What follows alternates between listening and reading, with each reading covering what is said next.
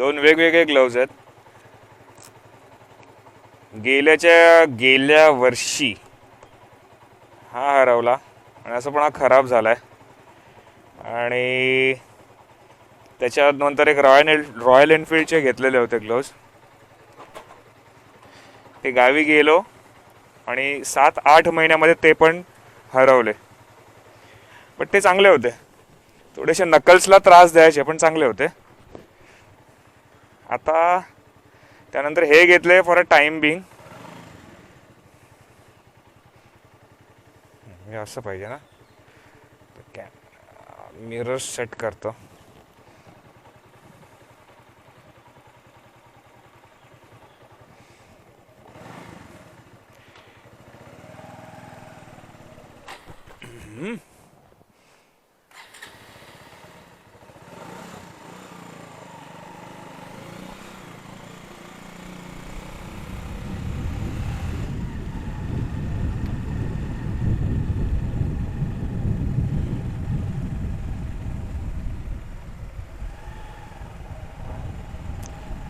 म्हणावं तसं होळीची मजा नाही घेतली.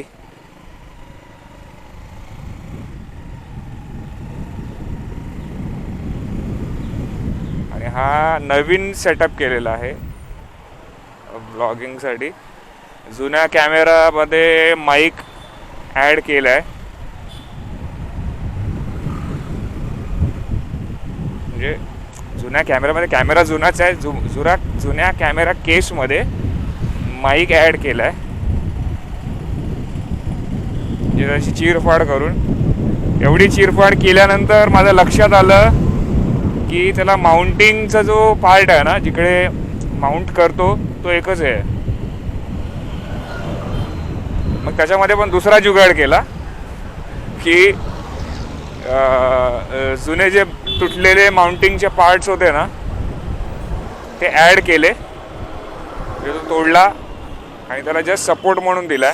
ते आता सध्या एका माउंटिंगवरती ते आणि दुसऱ्या ह्याच्या सपोर्टिंग माउंटिंगवरती ते आहे.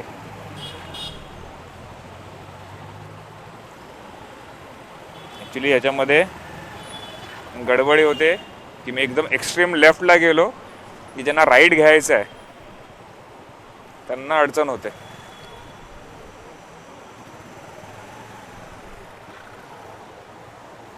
अजून 80 सेकंद आहेत जवळपास.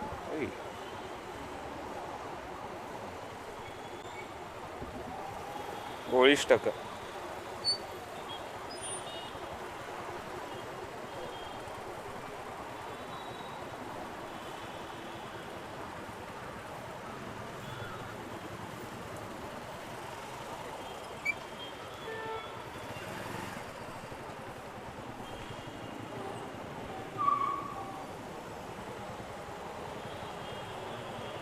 $800 आहे.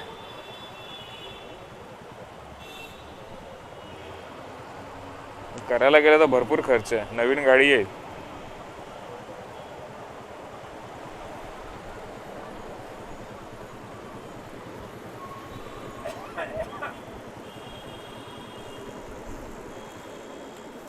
चला 20 सेकंद पेट्रोल वाचूया. 60 सेकंद जायला नंतर लक्षात आलं की 20 सेकंद पेट्रोल वाचूया.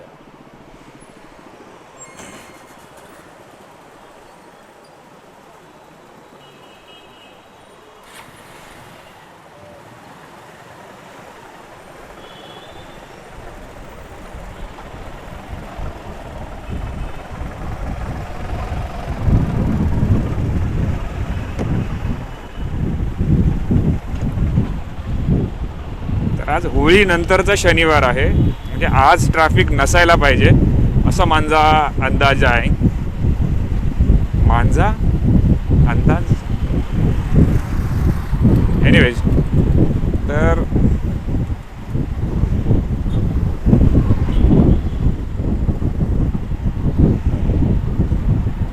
दादा प्रो आहे.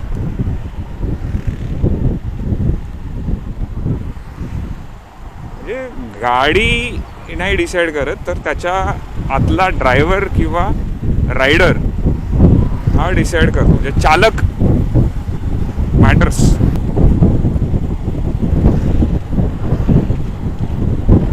बाईक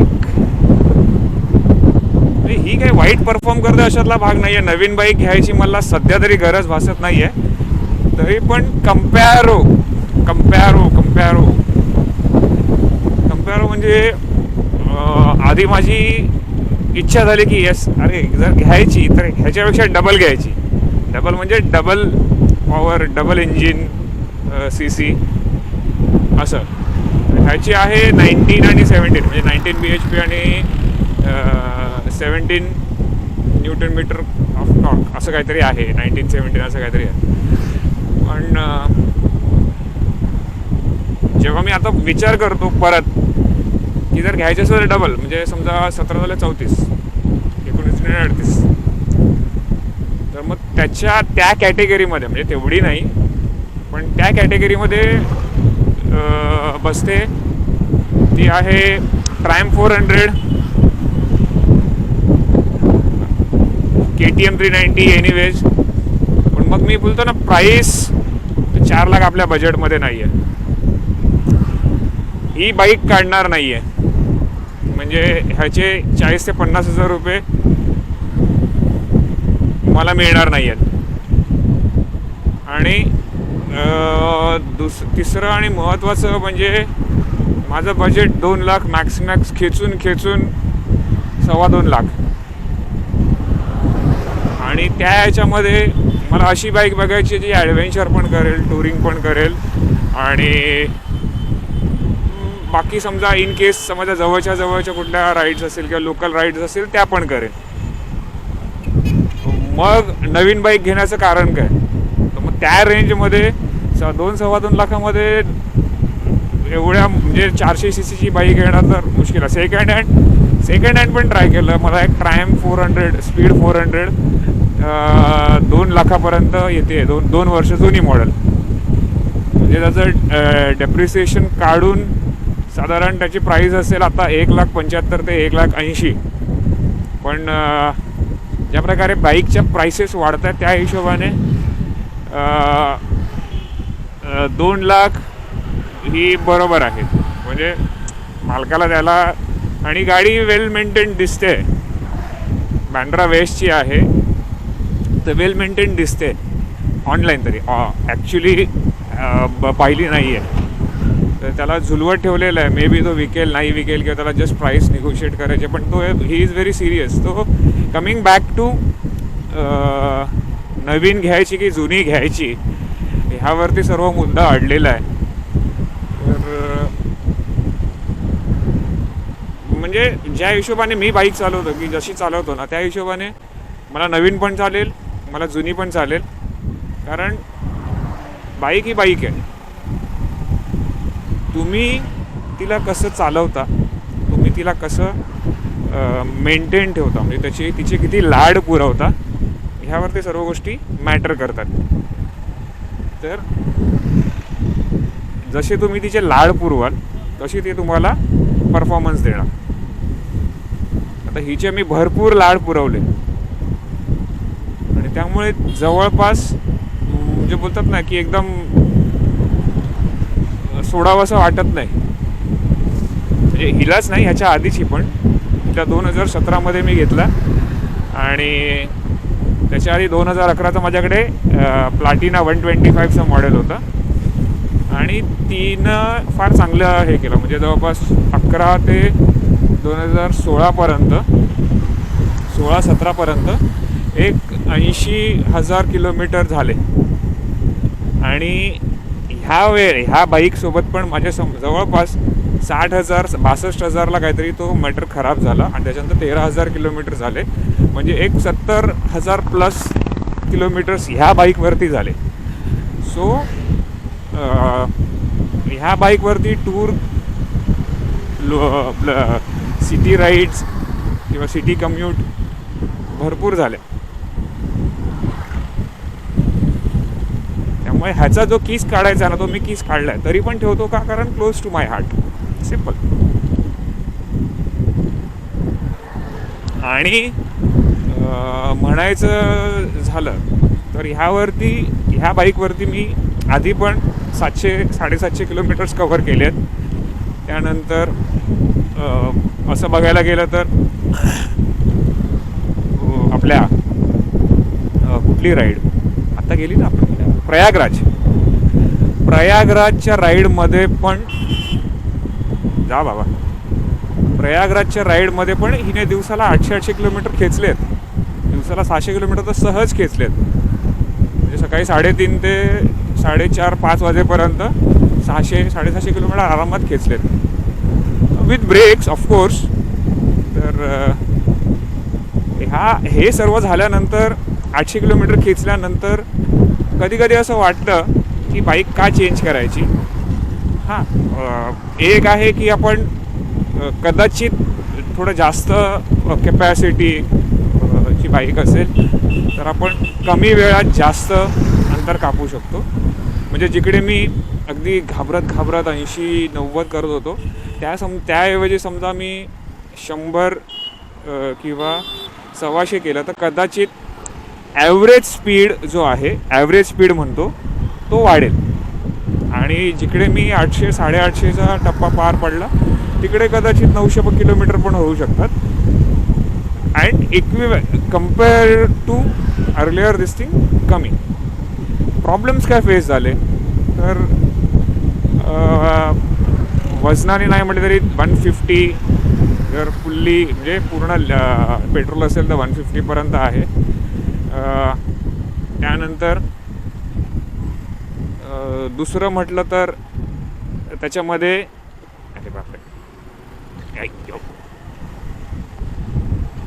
दुसरं म्हटलं तर ब्रेक जास्त घ्यावे लागतात.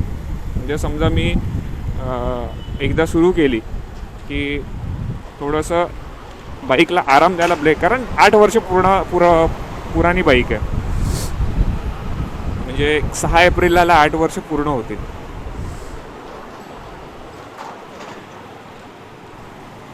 तर बाईक जुनी आहे. तिसरं की एक हे असतं की बाबा यस, ही सिटी राईड्स आणि 100 किलोमीटरच्या रेडियस किंवा 200 किलोमीटरच्या रेडियसमधल्या ज्या ची टुरिंग कॅपॅसिटी किंवा ब्रेकफास्ट राईड असेल त्यासाठी this is good. But when it comes to a bigger amount of bigger distance of coverage त्यावेळेला नाही,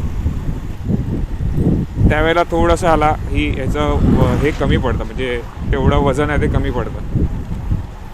म्हणजे अगदी 15-20 किलो जरी जास्त असेल ना तरी त्याच्याने फरक पडतो. हां, बाईक लोड होती.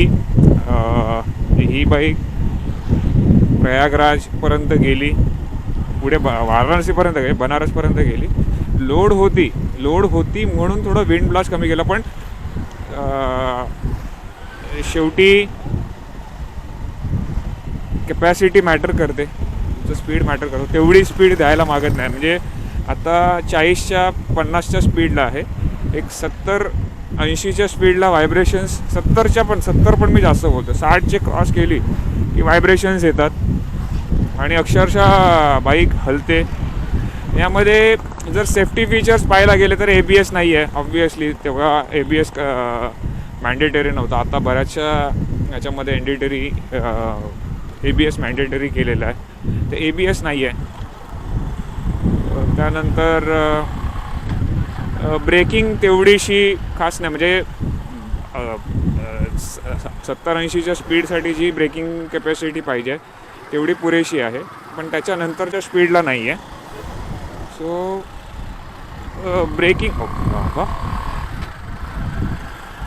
ब्रेकिंग तेवढीशी खास नाही आहे, पण चालून जाते. म्हणजे सिटी कम्यूटसाठी चालून जाते. तिसरं महत्त्वाचं म्हणजे टेक्नॉलॉजी काही नाही आहे. इन्स्ट्रुमेंट क्लस्टर बस हे तुम्हाला दिसतं आहे ते एकदम बेसिक. तर थोडासा वेगळ्या टेक्नॉलॉजीचा चेक करायचा आहे. आता डिस्प्ले बघाल तर हा असा डिस्प्ले आहे. तर मे बी 210-200 cc मध्ये पण मी बघू शकेन, कारण हिरो एक्सपल्स ही 2-2.25 लाखापर्यंत बाईक ऑन रोड आहे जर मुंबईची पासिंग पकडली तर. आता KTM 390 मध्ये तसं हे नाही आहे. त्याच्यापेक्षा बरेचसे चांगले फीचर्स आहेत, इन्क्लुडिंग जर 390मध्ये त्यांचे स्टॉक स्पोक व्हील्स आहेत जे ट्यूबलेस आहेत. म्हणजे त्याला तुम्ही कुठेही घेऊन जाऊ शकता विदाऊट एनी हेसिटेशन, आणि समजा कुठे पंक्चर झाली तर you can repair your self without any much of hassle. म्हणजे पंक्चर रिपेअर किट कॅरी करावं लागेल. बाईक कम्फर्ट म्हटलं तर बाईक कम्फर्ट सिटी राईडसाठी ठीक आहे, पण when it comes to long ride ह्या बाईकचा, म्हणजे coming back to this thing, ह्या बाईकचा रायडिंग म्हणजे तुम्ही अगदी कम्फर्टेबल बसता, जसं घरी चेअरवरती किंवा सोफ्यावरती बसता तसं बसता. आणि त्याच्यानंतर फक्त तुम्हाला गिअर चेंज करायचे आहेत किंवा ब्रेक आणि याच्यासाठी. पण when it comes to bumpy ride, जेव्हा बम्प्स येतात ना, खड्डे किंवा रमलर येतात, त्यावेळेला हालत खराब होते. म्हणजे अक्षरशः जसं चेअरवर ना भूकंप आल्यावरती कसं उडतो माणूस, तसं उडायला होतं. सो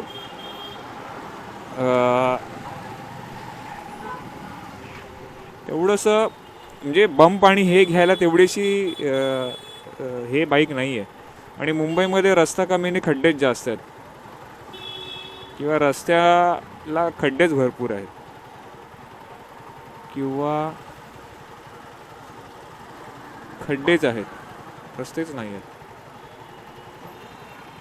सो हे असं काहीसं गणित आहे. म्हणजे मी आत्ता जवळपास 3 कॉन्टेंट वेगवेगळे एकत्र टाकलेत. एक तर ही बाईक काय विकायची नाही आहे, दुसरं दुसरी बाईक का घ्यायची आहे, तिसरं की KTM 390 का घ्यायला पाहिजे किंवा मी का घेत नाही आहे, आणि त्यानंतर हिरो एक्सपल्स 210 ही का मी विचार करतो आहे. आता त्यांनी असं म्हटलं की 400 म्हणजे hero XPulse, wow, hero XPulse 400 पण येते. पण बघू, कारण आता बाईक घ्यायची घाई नाही करायची, पैसे पण तर जमवायचे आहेत. समजा मी ही बाईक विकत नाही म्हणजे मला जे डाऊन पेमेंटसाठी पैसे लागणार होते 30-40,000, 50,000, 60,000 जे पण आहेत ते माझ्याकडे नाही आहेत. सो माझं टार्गेट आहे की 2026, तोपर्यंत हिला 9 वर्ष पूर्ण होते, 2026पर्यंत more than capacity of this bike घ्यायचं आहे. कॅपॅसिटी म्हणजे मी जसं म्हटलं की पॉवर फिगर्स. ओके, दुसरं की 2026पर्यंत माझ्याकडे थोडे पैसे पण येतील. त्याआधी काही आले तर त्याआधीच मी काहीतरी जुगाड करेन घेण्याचा. अजून एक बाईक येते आहे TVSची RTX की RDX की असं काहीतरी आहे. सो ती बाईक जर लॉन्च झाली तर त्याचं पण टेस्ट राईड घेऊ आणि मग डिसाईड करू की काय करू शकतो.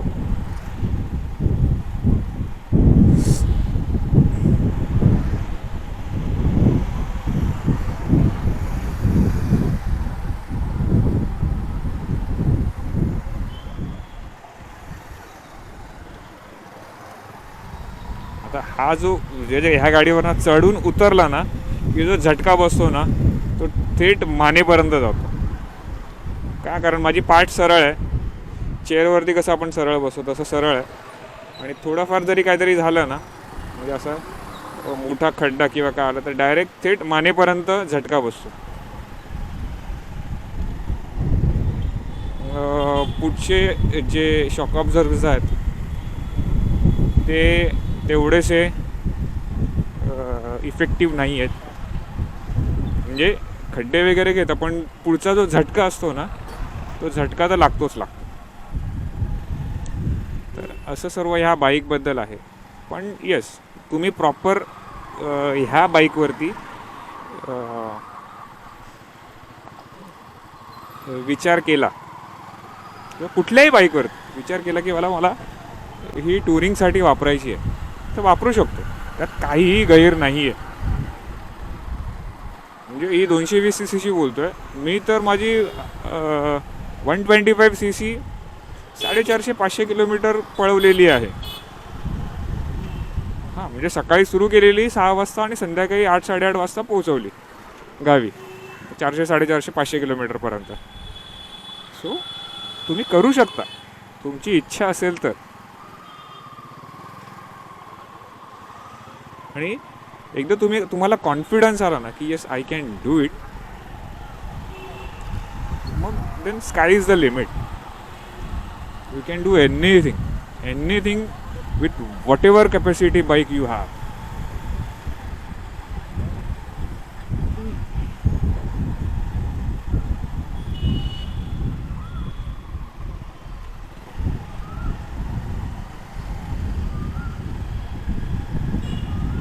So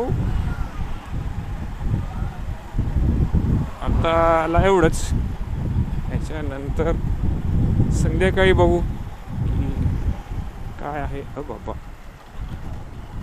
ऐका, आता हा जो झटका बसला ना, आता शोल्डरपर्यंत गेलेला, म्हणजे बॅक साईडला पूर्ण गेलेला. अरे बाबा, तेल पूर्ण पसरलेलं आहे.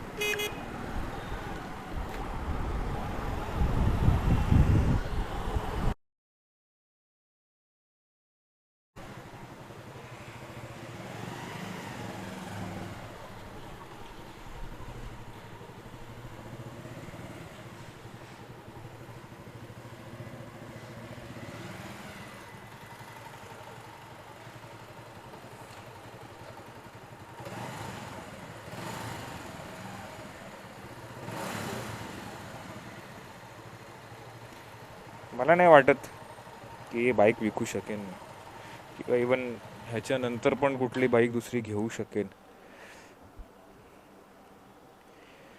ज्या हिशोबाने गाडी परफॉर्म करते आहे ना, आणि घरची जी परिस्थिती आहे, म्हणजे बायका बोलते ही गाडी विकायची नाहीच, ही गाडी सोडायची नाहीच, ही गाडी नाही नसेल तर मी दुसरी कुठलीही गाडीमध्ये बसणार नाही.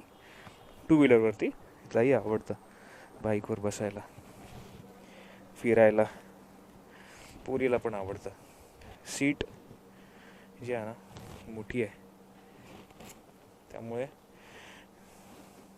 अजून एक हे एवढं केलं, इथपर्यंत थोडीशी घेतली सीट, म्हणजे जवळपास 1 इंच किंवा 2 इंच मागे घेतली तर मस्त कम्फर्ट. आणि पोरीला तर इथंच बसायचं आहे, त्यामुळे काय प्रश्नच नाही. ती तर फुल हे आहे. फक्त टुरिंगसाठी थोडंसं अजून मॉडिफाय करावं लागेल.